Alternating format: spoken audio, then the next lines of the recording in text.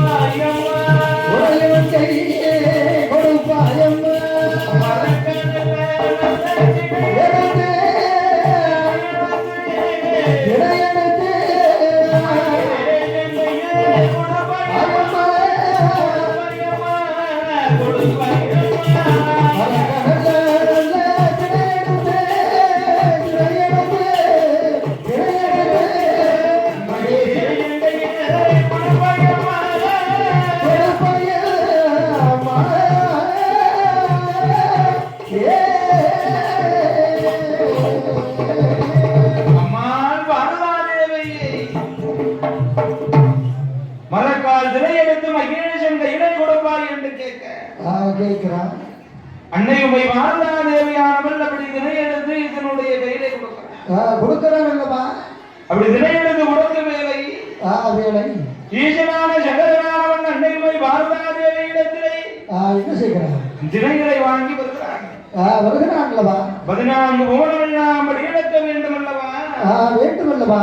ஈசனான சங்கரனானவன் கைலாசம் ஆலயத்திலிருந்து வருகிறான். ஐயா வருகிறான் அல்லவா? ஆண்டவன் சிவனானவன் எப்படி வருகிறான் தெரியுமா? எப்படி வருகிறான்? அங்க கைலாசம்